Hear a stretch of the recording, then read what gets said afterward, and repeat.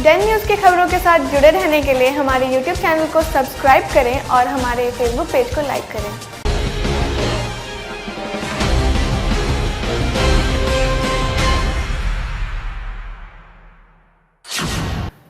नमस्कार, आपका स्वागत है डेन न्यूज़ में और आपके साथ मैं हूं प्रतिज्ञा कश्यप। मुजफ्फरपुर जिले में लगातार कोरोना से संक्रमित मरीजों की संख्या बढ़ती जा रही है। सदर थाने के बाद अब अहियापुर थाने के प्रभारी थानेदार समेत आधा दर्जन पुलिसकर्मी कोरोना पॉजिटिव पाए गए हैं। पुलिसकर्मी के पॉजिटिव पाए जाने के बाद थाने को सील करने की कवायद शुरू कर दी गई है। साथ ही संक्रमित पुलिसकर्मियों को कोविड सेंटर में रखा गया है। वहीं मंगलवार को जिले में 54 कोरोना पॉजिटिव मरीज पाए गए हैं। जिले में कुल पॉजिटिव मरीजों की संख्या 834 हो गई है। लगातार कोरोना के बढ़ते मामले को देखते हुए बिहार सरकार ने बड़ा फैसला लिया है। बिहार में एक बार फिर से लॉकडाउन लगा दिया गया है। ये लॉकडाउन आगामी 16 जुलाई से लेकर 31 जुलाई तक के लिए लगाया गया है। इस लॉकडाउन में लोगों को कई रियायतें भी दी गई हैं। आपको सिलसिलेवार तरीके से हम इस बार के लॉकडाउन के बारे में बताते हैं कि क्या कुछ खुला रहेगा और क्या कुछ बंद रहेगा। बिहार में सेना, central armed force, CNG, LPG, PNG जैसी ज़रूरी सेवाओं को लॉकडाउन की परिधि से बाहर रखा गया है। राज्य के सभी सरकारी दफ्तरों और उससे जुड़ी संस्थाओं को बंद रखने का निर्देश दिया गया है, जिसमें पुलिस और जरूरी सेवाओं से जुड़े हुए विभागों को अलग रखा गया है। बिहार के सभी फैक्ट्रियों और उद्योगों के लिए सख्त निर्देश जारी किए गए हैं। कोरोना महामारी के बीच केंद्र द्वारा तय किए गए मानकों के हिसाब से यहाँ लोगों के काम करने की अनुमति होगी। राज्य में सभी प्रकार की परिवहन सेवाओं को पूरी तरीके से बंद कर दिया गया है। इसका मतलब यह है कि राज्य में अंतर्राज्य बस परिचालन, ऑटो रिक्शा की तमाम चीज़ें पूर्ण तरीके से बंद होगी और यह आदेश संपूर्ण बिहार के लिए लागू किया गया है। राज्य में सभी निजी वाहनों के परिचालन की अनुमति होगी जो ज़रूरी सेवाओं से जुड़ी होंगी। बिहार में निर्माण से जुड़े हुए सभी तरह की दुकानों और उसके उत्पादन इकाइयों को खुला रखने का आदेश दिया गया है। सभी कृषि से जुड़ी इकाइयों और उससे जुड़ी दुकानों को खुला रखने का आदेश दिया गया है। बिहार में सभी शैक्षणिक संस्थानों को पूरी तरीके से बंद रहेंगे और ऑनलाइन शिक्षण व्यवस्था को बढ़ावा देने के लिए कहा गया है। बिहार में सभी धार्मिक स्थल बंद रहेंगे। राज्य के अंदर किसी भी प्रकार के सामाजिक, राजनीतिक, खेल, मनोरंजन, शिक्षण और दूसरी तरह के कार्यक्रम पूरी तरीके से बंद रहेंगे। राज्य भर के सभी पार्क को पूरी तरीके से बंद रखने का आदेश दिया गया है। बिहार गृह विभाग के आदेश में कहा गया है कि बिहार के सभी जिला अधिकारी इस अधिसूचना में किसी प्रकार का फेरबदल नहीं कर सकेंगे। साथ ही इस बात को लेकर स्पष्ट कहा गया है कि जिलाधिकारी अपने संबंधित जिले में परिस्थितियों के मूल्यांकन के बाद नई पाबंदियां लागू कर सकते हैं। विकास के पथ पर मुजफ्फरपुर पुस्तक के विमोचन के साथ ही नगर विकास एवं आवास मंत्री सह विधायक सुरेश कुमार शर्मा ने अपने 5 वर्षों के कामों का लेखा जोखा मंगलवार को स्थानीय चक्कर मैदान स्थित अपने आवास के सभागार में विमोचित किया। मंत्री सुरेश कुमार शर्मा, कुढ़नी विधायक केदार प्रसाद गुप्ता, महापौर सुरेश कुमार, समाज सेवी सह वार्ड पार्षद नंद कुमार शाह उर्फ नंदू बाबू एवं प्रमुख शिक्षाविद प्रोफेसर कृष्ण मोहन प्रसाद ने संयुक्त रूप से 5 वर्षीय रिपोर्ट कार्ड का विमोचन किया। रिपोर्ट कार्ड के विमोचन कार्यक्रम को संबोधित करते हुए नगर विकास एवं आवास मंत्री सुरेश कुमार शर्मा ने कहा कि मुजफ्फरपुर के विकास हेतु मेरे खून का एक एक कतरा समर्पित है।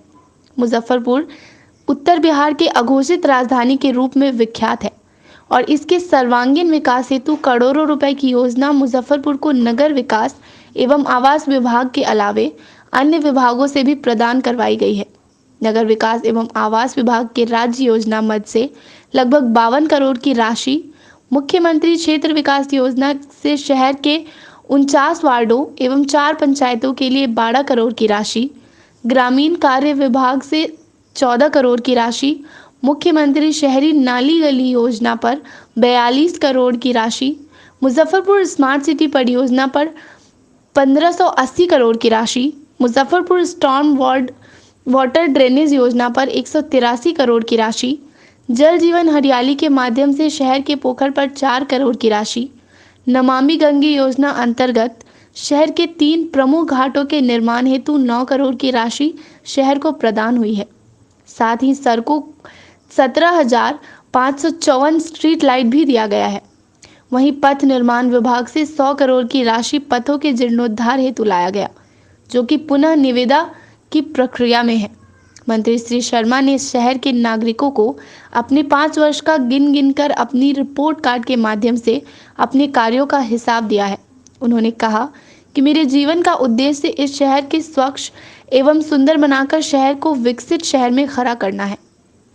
देखिए, हमने जो पूरे 5 साल, इस 5 साल में जो हमने काम किया है या जो योजना कार्य रूप में चल रहा है या जो योजना आगे होने वाला है, उसका हमने पूरा ब्यौरा इस रिपोर्ट कार्ड में दिया है।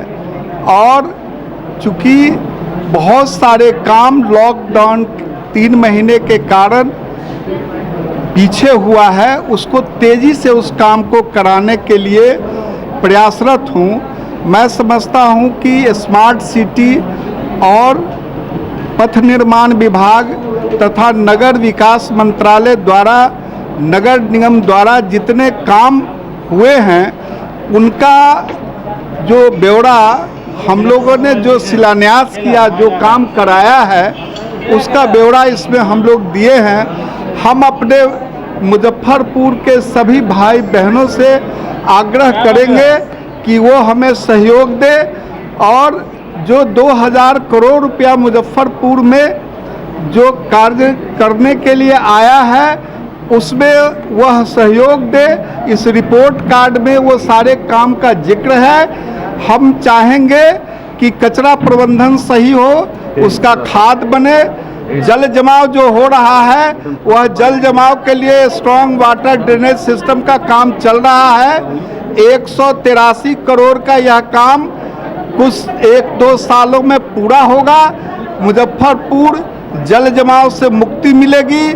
मुजफ्फरपुर स्मार्ट सिटी के तहत एक से एक पार्क, सिकंदरपुर झील, ये खेल का मैदान, स्टेडियम जवाहरलाल, ये सारे काम आपको करा के देंगे।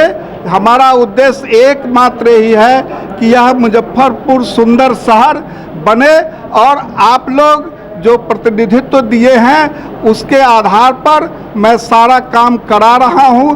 आपका सहयोग, आपका विश्वास होगा तो यह काम बहुत जल्दी पूरा किया जाएगा।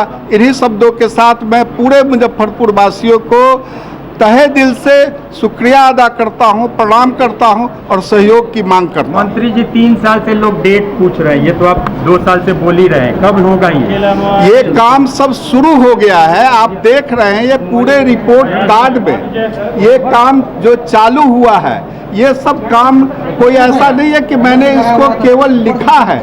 ये काम सब शुरू हो गया है और ये काम बड़ा काम है, इसमें थोड़ा समय लगेगा, लेकिन काम कार्यान्वित हो रहा है। काम जल्दी से जल्दी पूरा होगा। जल जमाव कब ठीक होगा? आपने 1 हफ्ते पहले कहा था। जल जमाव के लिए फरदो नहर को साफ किया गया है और 24 घंटे में अभी भी पानी निकाल दिया जा रहा है। गड्ढे गुड्ढी में कहीं कहीं पानी है, उसका भी पंप सेट से व्यवस्था करा करके निकलवा दिया जाएगा। मंत्री सुरेश शर्मा के रिपोर्ट कार्ड पर विपक्षियों ने हमला बोल दिया है। पूर्व विधायक विजेंद्र चौधरी ने रिपोर्ट कार्ड पर 0 अंक देते हुए कहा कि मंत्री महोदय दूसरे विभाग की योजनाओं को भी अपनी योजना बताने पर तुले हैं। विजेंद्र चौधरी ने कहा कि मुजफ्फरपुर शहर को स्मार्ट सिटी के तहत लाने में मंत्री जी का 1% भी योगदान नहीं है। मंगलवार को सुरेश शर्मा के रिपोर्ट कार्ड जारी किए जाने के बाद अपने आवास पर आयोजित प्रेस वार्ता में पूर्व विधायक ने कहा कि शहर की जनता जल जमाव से परेशान है। एक भी मुख्य सड़क नहीं बनने से चलना मुश्किल हो गया है। इन सब के बावजूद नगर विकास एवं आवास मंत्री वाहवाही लेने में लगे हैं। विजेंद्र चौधरी ने कोरोना संकट के बीच विधानसभा चुनाव भी नहीं कराने की मांग चुनाव आयोग से की। सबसे पहला विरोध तो हमारा ये है कि इस तरह की एक्टिविटीज़ को बंद किया जाना चाहिए और आज सरकार ने निर्णय भी लिया है कि 16 तारीख से जो है सो बिहार में लॉकडाउन होगा। तो चुनाव का भी हम अभी तत्काल समय में विरोध करते हैं कि चुनाव अभी नहीं होना चाहिए जब तक ये कोरोना ख़त्म नहीं होता है। लेकिन मंत्री जी को उसकी चिंता नहीं है। मंत्री जी को अपनी चिंता है कि हम कैसे फिर विधायक बनेंगे। ये जो रिपोर्ट कार्ड है प्रथम दृष्टया जो देखने से लगता है कि ये फेल्योर है। 10 साल में जो नगर निगम का योजना चला है उस योजना को इसमें डाल दिया गया है, स्मार्ट सिटी का डाल दिया गया है, PWD विभाग का डाल दिया गया है, जिसमें इनको कोई मतलब नहीं है, इनका कोई योगदान नहीं है। उन सारी योजनाओं को अपना योजना बताकर किताब छपा के बंटवा रहे हैं। जनता सब देख रही है, कमेंट भी आ रहा है। तो सबसे पहला हमारा है कि कोरोना काल में किसी भी पॉलिटिकल एक्टिविटीज़ को नहीं करना चाहिए। हम सबसे अपील करते हैं कि जनता के हित में, जनता का जान रहेगा तभी तो लोग अपना काम ठीक से कर पाएंगे। पत्रकार हो, अधिकारी हो, कर्मचारी हो, आम जन हो, सबके जान की चिंता सबसे पहले करनी चाहिए। यही पॉलिटिकल नेताओं का काम है। नेताओं का ये काम नहीं है कि जनता मर जाए और हम चुनाव के पीछे भागे फिरे। और रिपोर्ट कार्ड जारी करने का ये समय नहीं है। आज ही जो अखबारों में छपा है ये पानी का जमाव, मोती झील में नाव पर चल रहा है लोग, शहर के विभिन्न हिस्से में, मतलब जवाहरलाल रोड, पानी टंकी चौक से मिठनपुरा चौक, मोती झील Kalyani, station road, Pankaj market road, भिखारी सिंह जी वाली गली, गोलाबांध रोड, मिठनपुरा चौक से बेला चौक तक, अंडी गोला रोड, बीबीगंज, लकड़ी ढाई के नीचे वाली सड़क, बालूघाट, धर्मशाला चौक, मधौल से रामदयालु, पोखरिया पे, सारा जगह जर्जर स्थिति में है। आम आदमी को एक्सीडेंट हो रहा है, परेशानी हो रही है और इनको रिपोर्ट कार्ड दिख रहा है। सारा शहर जलमग्न है, नाली का पानी रोड पर चल रहा है और इनको लग रहा है कि हमारे रिपोर्ट कार्ड पर जनता देख रही है। सब जनता समझ रही है। मुजफ्फरपुर में हवाई अड्डा होगा ये कहते कहते हवाई अड्डा चला गया दरभंगा। एम्स का हो रहा था, एम्स का चला गया। जो जवाबदेही जिन लोगों को है, जो प्रतिनिधि हैं, बिहार सरकार के प्रतिनिधि है, सिर्फ विधायक नहीं है, और वो अपने द्वारा जो काम हो सकता है वो भी नहीं। उनके सांसद अजय निषाद जी ने आरोप लगाया कि मंत्री जी चाहते तो हवाई जहाज यहाँ से उड़ जाता। अब जब उनके सांसद कह रहे हैं, उनके लोग कह रहे हैं, तो इससे बड़ी बात क्या हो सकती है। और ये फेलियर हुए हैं। ये दिल्ली जा कर के फ़ोटो जो छपाते हैं कई, उसमें इस जो कार्यक्रम कार्ड जारी किया है, रिपोर्ट कार्ड, उसमें कई जगह ये लिखा हुआ है कि मतलब दिल्ली का फ़ोटो छपा के दिल्ली मंत्री से मिल रहे हैं। सच्चाई ये है कि दिल्ली जाते हैं लीची पहुंचाने, आम पहुंचाने, फ़ोटो नेताओं से खिंचवाते हैं और यहाँ जारी कर देते हैं कि हम मिले हैं काम के लिए। हमको मालूम है कि वो काम के लिए नहीं जाते हैं, लीची आम या फल पहुँचाते हैं नेताओं को। इसमें हमको कोई बुराई नहीं है, लेकिन उसका दुरुपयोग करते हैं कि जनता को मैसेज देते हैं कि हमारा काम जो है सो हो रहा था। एम्स भी यहाँ से चला गया, रेलवे का फैक्ट्री यहाँ था पहले से, उसको भी ये नहीं रोक पाए। उनकी सरकार है पटना में, उनकी सरकार है दिल्ली में, लेकिन वो रोक नहीं पाए। तो क्या काम हो रहा है। जब जवाहरलाल रोड 10 साल में इनसे नहीं बन पाया, जब मोती झील में पानी का जमाव हो रहा है, सारा शहर पूरा करकट से अंबार लगा हुआ है, जगह होते हुए भी ये व्यवस्था नहीं कर पाए रोतनिया में। अब जाकर प्रशासन जब टाइट हुआ है तो हो रहा है। तो बिल्कुल फेल्योर है इनका। और 100 करोड़ का पाइपलाइन पहले सेंक्शन हुआ था हम लोग के समय में, वो कहाँ चला गया। कितना पैसा खर्च हुआ, कितना पैसा खर्च नहीं हुआ। 98 करोड़ का नाला का योजना था, वो कहाँ चला गया, कुछ अता पता नहीं चल रहा है। ये सिर्फ कहें कि 100 दे दिए। स्मार्ट सिटी बनाने में इनका 1 पैसा भी योगदान नहीं है।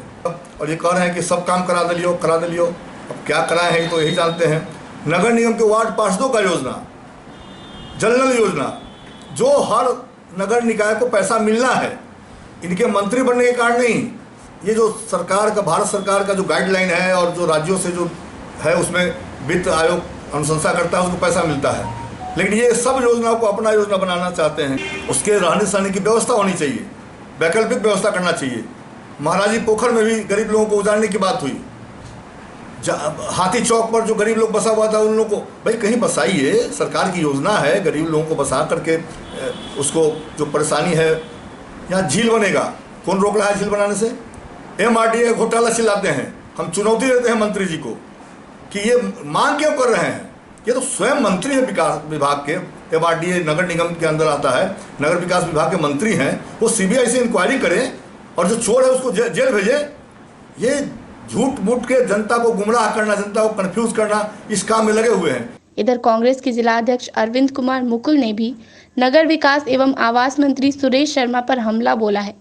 कांग्रेस जिला अध्यक्ष ने कहा कि मंत्री जी अपने 10 साल के विधायकी में शहर को और बर्बाद कर दिया है। पूर्व विधायक विजेंद्र चौधरी को भी आड़े हाथ लेते हुए अरविंद कुमार मुकुल ने कहा कि इन दोनों नेताओं ने मुजफ्फरपुर का विकास करने की बजाय विनाश ही कर दिया। इस रिपोर्ट कार्ड को हम 0 दे रहे हैं इसलिए कि हमारे मुजफ्फरपुर की जनता आज पानी हेल के अपने घर में जा रहे हैं। उसके घर में पानी घुसा हुआ और वो पानी गंडक का और गंगा का नहीं है, गंदी बस नाली का पानी है। आज कोरोना वैश्विक महामारी में हमारे एमडीडीएम कॉलेज के छात्रा और जो भी हमारे लोग हैं मोती झील में, गोला रोड में, सारा जगह जल जमा हुआ है। तो आप क्या किए? 10 साल आप एमएलए रहे हैं, नगर विकास मंत्री रहे हैं, आप कैबिनेट मंत्री रहे हैं। आप क्या इधर 10 सालों से जल जमाव की समस्या बढ़ी है या पूर्व के वर्षों में भी जल जमाव होता रहा है? पूर्व में हम तो बोल चुके हैं कि पूर्व विधायक भी फेलियर रहे, तब ने इनको विकल्प में चुना गया है।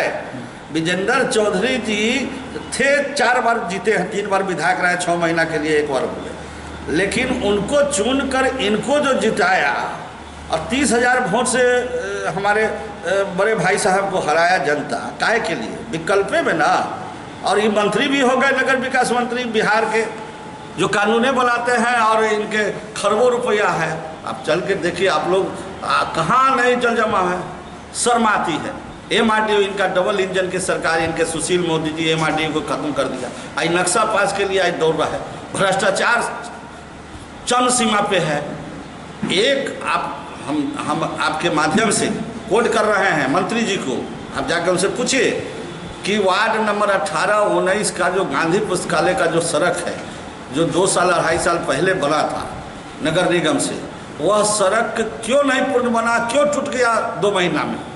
मंत्री सुरेश शर्मा के रिपोर्ट कार्ड विमोचन समारोह में शामिल वार्ड पार्षद नंदू बाबू का संबोधन सुनकर उपस्थित जन हक्का बक्का रह गए, जब नंदू बाबू ने कहा कि मुजफ्फरपुर के नेता और जनप्रतिनिधि कमाऊ और बिकाऊ हैं। नंदू बाबू ने नेताओं का पोल पट्टी खोलते हुए कहा कि वे अपनी कमियों को बोलने से पीछे नहीं रहते। उन्होंने कहा कि ज़रूरत पड़ने पर सुरेश शर्मा के खिलाफ भी चुनाव लड़ सकते हैं। नंदू बाबू के इस तरह के बयान से कयास लगाए जाने लगे हैं कि अगला विधानसभा चुनाव वे लड़ सकते हैं। सामने जाइएगा तो अभी तक हैजा काहे नहीं हुआ, आपको आश्चर्य।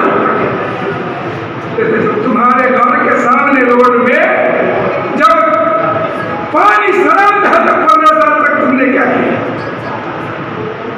क्या किया तुमने? और आज सुरेश शर्मा जी में ठीक बात, मंत्री यहाँ पैसा लाते हैं, इनमें गड़बड़ी एक को है डॉक्टर साहब,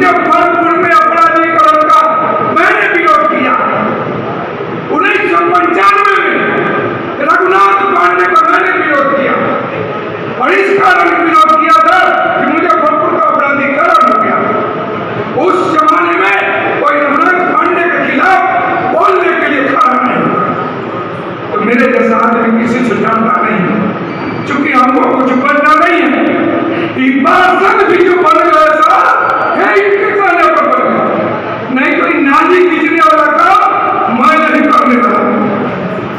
मैं स्कूल कॉलेज शिक्षा में मेरी अभिरुचि, मैं उसमें मेरी, लेकिन उन्होंने कहा कि हम विधायक हैं, कुछ बन जाओ तो शहर का कल्याण हो जाएगा। क्या कल्याण होगा? इस शहर का कल्याण होने वाला, जहाँ का लोग पार्षद बिकाऊ है, रातों रात बिकता है, उस शहर का कल्याण होने वाला नहीं है।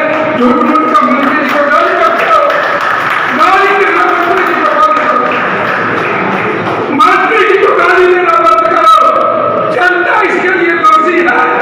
रातों रात और अभी भी कोई भी कंस्ट्रक्शन जाता है मोहल्ला में, ये आपको फाइल करना होगा। ठेकेदार से पहले हमारे जैसा सफेद पोस्ट लो, उससे कमीशन मांगे। कहाँ से देगा ठेकेदार? कहाँ से देगा? हम काम में चोरी करेगा? नहीं करेगा सर, चोरी करेगा? तो सवाल ये है, सदस्य हूँ, अस्थायी समिति में हूँ, स्ट्रॉन्ग नगर निगम में पैसा आएगा तब ना काम होगा सर। पैसा के लिए स्टॉल जो है नगर निगम का बना हुआ, करोड़ों रुपया स्टॉल वाले के हम बाकी है, करोड़ों रुपया सर, 4-5 करोड़ रुपया चुका, और उसका 15-14 में उसका लीज खत्म हो गया। मैं कई मीटिंग से उठा रहा हूँ कि नगर में पैसा आएगा तब ना काम होगा, और वो स्टॉल वाले पर निर्णय आज 3 साल से लंबी। मैं बार-बार स्टैंडिंग में उठाता हूँ, बोर्ड में उठाता हूँ, मामले को आगे के लिए टाल दिया जाता है। कोई तकलीफ होता है, मेरे जैसा आदमी चुप रहने वाला आदमी नहीं है, इसलिए कि मैं इस शहर में जैसे डॉक्टर साहब जन्म लिए हैं, उस शहर में मैंने भी जन्म लिया है। मेरा पुरखा यहाँ का था, मेरा पूर्वज यहाँ का था, मेरा भी कुछ ऋण है इस शहर का, मैं उसको चुकता करना चाहता हूँ। तो बंधु, स्टॉल का बाकी है, ऐसा नहीं है, काम नहीं हो रहा है। काम के बैठने वाले लोग सुन लें कि जो भी दुर्गति है शहर की, उसके लिए अकेले मंत्री जिम्मेदार नहीं है। मैं इनका चर्चा नहीं हूँ। हमको बोलना है कि सुरेश शर्मा के खिलाफ चुनाव लाना होगा, मैं लड़ नहीं जाऊंगा, सामने में करता, लेकिन इनको नरेंद्र मोदी बनना होगा, इनको अमित शाह बनना होगा, चमचों से अलग सही लोगों को सही जगह पर बैठाना होगा। नगर निगम काम नहीं करता है, सुपरसीड कर दीजिए। समाज सेंटर के लिए स्मार्ट सेंटर की बात करते हैं, 17 में स्मार्ट सेंटर आया, केंद्र सरकार ने पैसा दिया, मंत्री जी लाए, आज तक काम नहीं हुआ। कमांड सेंटर उसका ऑफिस नहीं बना। डॉक्टर साहब आपका क्लिनिक है, अब हम जाएंगे तो आना लगा तक नहीं बन पाया, और वो उसके लिए नगर निगम दोषी है। तो इसलिए समय कम है कि हमारे केदार भाई जी को बोलना है, और ये बड़ा यह बदलाव है, बोल देंगे तो हम लोग गिला बोलते हैं, ये बोलने में तो हमको कुछ नहीं छोड़ता। हालांकि इनसे मैं सीनियर हूँ, हाँ, लेकिन ये इनको बोलना है, इसलिए मैं अपने बात मैं ज़्यादा कह गया, इसलिए मैंने पहले मैं क्षमा मांग लिया कि मैं कुछ कटु सत्य बोलूँगा, अपने खिलाफ भी बोलूँगा, और मैं यह फेसबुक किया देता लो, ये फेसबुक पर चलाना बंद करो, उससे हिसाब लो। जिसने 15 साल तक नगर निगम को लूटा है, सुरेश शर्मा लूटा नहीं है। सुरेश शर्मा पैसा लग करके दिया है, काम नहीं किया है, तो हमारे जैसा मठाधीश नगर निगम का लोग इसको काम को नहीं होने दिया, या नगर निगम का पदाधिकारी जो 15 साल में जो बना दिया था नगर निगम को 4 लाख, वहां का पदाधिकारी नहीं बनने दिया। इस शहर को खूबसूरत सिर्फ सुरेश शर्मा उसके लिए जवाबदार नहीं है। इन्हीं सब बातों के साथ मैं पुनः आप सभी मंच पर बैठे लोगों से नहीं कहना। मंगलवार को नगर विकास मंत्री व स्थानीय विधायक सुरेश शर्मा ने अपने 5 वर्षों का रिपोर्ट कार्ड जारी किया है, जिसको लेकर युवा राष्ट्रीय जनता दल के प्रदेश प्रवक्ता दीपक ठाकुर ने अपने आवास पर प्रेस वार्ता का आयोजन कर मंत्री के द्वारा जारी रिपोर्ट कार्ड को झूठ का पुलिंदा कहा। साथ ही आगे कहा कि मंत्री जी अपनी पीठ खुद ही ठोक रहे हैं। शहर की जो नरकीय स्थिति है वह किसी से छुपी नहीं है। राजद जल्द ही मंत्री जी के झूठ का पर्दाफाश करने के लिए एक रिपोर्ट कार्ड जारी करेगा। आज हमारे शहर के माननीय विधायक सह नगर विकास एवं आवास मंत्री माननीय सुरेश शर्मा जी ने अपने 5 साल के कार्यकाल का जो रिपोर्ट कार्ड उन्होंने जनता के बीच में पेश किए हैं, जो अपने काम का बखान किए हैं, युवा राष्ट्रीय जनता दल ने भी उनके एक रिपोर्ट कार्ड तैयार किया है जो उनको 2 दिन के अंदर में पेश करने जा रहा है। माननीय मंत्री जी का जो रिपोर्ट कार्ड है उससे स्पष्ट लग रहा है कि वो अपना पीठ खुद अपने आप उन पर थपा रहे हैं। और आपको बता दें कि इसमें कहीं से भी सच्चाई नहीं दिख रहा है। इसको लेकर के युवा राष्ट्रीय जनता दल लोगों के बीच में जा कर के उन जो रिपोर्ट तैयार किया है उसको जा कर के हम लोग दिखाने का काम करेंगे, जनता को बताने का काम करेंगे कि माननीय मंत्री जी ने क्या रिपोर्ट कार्ड जारी किए हैं और युवा राष्ट्रीय जनता दल ने क्या रिपोर्ट कार्ड उनका जारी किया है। और कुछ दिन के अंदर में जनता के बीच में दूध का दूध और पानी का पानी हम लोग करने का काम करेंगे। मंगलवार की सुबह सिकंदरपुर ओपी क्षेत्र स्थित कृष्णा सिनेमा के समीप एक शव मिलने के बाद आसपास के इलाकों में हड़कंप मच गया। शव मिलने की सूचना इलाके में आग की तरह फैल गई और मौके पर आसपास के लोग काफी संख्या में जुट गए। उसके बाद स्थानीय लोगों ने शव मिलने की सूचना स्थानीय पुलिस को दी। मौके पर पहुंची पुलिस ने शव को अपने कब्जे में लेकर पोस्टमार्टम के लिए मेडिकल SKMCH भेज दिया। मृतक की पहचान सरैया सदुल्लाहपुर निवासी दिनेश राय के रूप में हुई है, जो यहां बीते कई वर्षों से फुटपाथ पर अपना जीवन यापन कर रहा था। वहीं नगर पुलिस मौत के कारणों का पता लगाने में जुटी हुई है। एक व्यक्ति का मैंने देहांत हो गया है। हम लोग गए हैं वहाँ, गए हैं तो उसके नाक और मुंह से ब्लड गिरा हुआ था। अच्छा, तो उसको पोस्टमार्टम के लिए हम लोग भेज दिए हैं। पोस्टमार्टम के लिए भेजे हैं तो ऐसे बताया रहा है लोग कि इसको बीमारी हुआ था, SKMCH में कल इलाज कराया है। पहचान हुई है? पहचान अभी नहीं है। दिनेश नाम लोग अगल बगल का लोग बता रहे हैं। हम लोग इसका पोस्टमार्टम कर रहे हैं और पोस्टमार्टम के लिए बॉडी को भेज दिए। कहाँ के रहने वाला है? ये क्लियर नहीं हुआ है, लेकिन यहीं पे ठेला वाला पर वो काम रेफर के काम करता था, वहीं से तो था। सावन की दूसरी सोमवारी पर विभिन्न शिवालयों में भोलेनाथ का श्रृंगार किया गया। कोरोना से मुक्ति दिलाने की प्रार्थना की गई। बाबा गरीबनाथ मंदिर में प्रधान पुजारी विनय पाठक के सानिध्य में पहले घी, शहद, दूध, दही, गंगा जल से स्नान कराने के बाद 6 क्विंटल चावल, फल और फूलों से बाबा का महाश्रृंगार किया गया। साथ ही फल और मिठाई से भोग लगाया गया। मौके पर अभिषेक पाठक सहित सिर्फ मंदिर के पुजारी गर्भगृह में मौजूद रहे।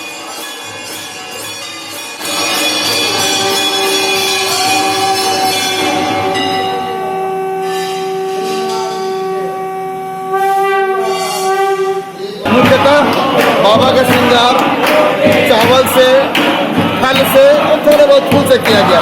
इनका सोचो जान करके जो परंपरा चली आ रही है उसी परंपरा के अनुसार बाबा का श्रृंगार पूजा हुआ है। दूसरी सोमवारी का क्या महत्व है? देखिए, हर सोमवारी का अपने आप में बहुत ज़्यादा महत्व है। तो किसका महत्व ज़्यादा है तुम ये कहना उचित नहीं होगा। उचित यही है कि हर सोमवारी अपने आप में उतना ही महत्वपूर्ण है जो पहला है तो महत्वपूर्ण है। ऐसी बात नहीं। हाँ, इस बार तीसरी सोमवारी का महत्व इसलिए है क्योंकि अमावस्या पड़ता है तो तीसरी सोमवारी का महत्व है। लगभग पिछले 60-65 सालों से बाबा गरीबनाथ जी का प्रत्येक सोमवारी को बदल के महाश्रृंगार किया जाता है, जिसमें आज दूसरी सोमवारी को बाबा गरीबनाथ जी का चावल, फूल और मिठाई से महाश्रृंगार किया गया। और आने वाले सोमवार, तीसरी सोमवार जिस दिन अमावस्या भी है और बहुत बढ़िया शुभ दिन है। ये तीसरी सोमवारी करने से उस दिन का बहुत ही लाभ है लोगों को और करना चाहिए। मंगलवार को राम इकबाल सिंह राकेश स्मृति समिति के तत्वाधान में महाकवि राम इकबाल सिंह राकेश जयंती पर स्मरण और संवाद कार्यक्रम का आयोजन आमगोला नीतीश्वर मार्ग स्थित शुभानंदी भवन में किया गया, जिसमें सभी ने उनके चित्र पर पुष्पमाला चढ़ाकर श्रद्धा सुमन अर्पित किया। साहित्यकार डॉक्टर संजय पंकज ने उन्हें याद करते हुए कहा कि छायावाद के अवसान के साथ ही उत्तर छायावाद के अग्रणी कवि के रूप में राम इकबाल सिंह राकेश का जो महत्वपूर्ण स्थान है वह उनके भाव वैभव के कारण है। भाषा समृद्ध, परंपरानिष्ठ और प्रगतिशीलता से भरे हुए महाकवि राकेश का रचना संसार शौर्य, पराक्रम और ओज से युक्त है। यद्यपि घोषित रूप से उन्होंने किसी महाकाव्य का सृजन नहीं किया, लेकिन कई कविताओं में महाकाव्यात्मक औदात्य है। छायावाद के अग्रणी कवि महाकवि राम इकबाल सिंह राकेश की आज जयंती है। हम जानते हैं कि भाषा, शिल्प, कथ्य सबकी पराकाष्ठा पर पहुंचे हुए महाकवि राकेश ओज, शौर्य, पराक्रम और ग्रामीण चेतना के साथ ही साथ प्रकृति और लोक के वे जितने कुशल चितेरे थे उतने ही बड़े वे शब्द शिल्पी थे। उनकी कविताएं बिल्कुल शिल्प के स्तर पर इस तरह से संवाद करती हैं जैसे लग रहा हो कि शब्द शब्द भाव को वैराग्य प्रदान कर रहा है। वे केवल कुशल कवि ही नहीं, एक सफल सिद्ध गद्यकार भी थे। उनके जीवन का यौवन काल मध्य प्रदेश और उत्तर प्रदेश में विभिन्न पत्रिकाओं के संपादकीय विभाग से जुड़कर लेखन करते हुए व्यतीत हुआ, लेकिन जीवन के उत्तरार्ध में अपने गांव भदई में आकर उन्होंने जब साहित्य साधना शुरू की तो निरंतर लिखते रहे। एक स्वाभिमानी, एक ऐसे श्रेष्ठ रचनाकार जिन्होंने घोषित रूप से महाकाव्य नहीं लिखा, लेकिन महाकाव्यात्मक औदात्य से भरी हुई कई रचनाएं उनकी हैं। प्रकृति के कितने बड़े कवि हैं यह पता चलता है। प्रकृति के बड़े कवि सुमित्रानंदन पंत की षष्ठी पूर्ति के अवसर पर बड़े कवि सहितानंद हीरानंद बादशाहन अज्ञे के संपादन में प्रकृति परक रचनाओं का एक विशाल संग्रह रूपाम्बरा नाम से आया था।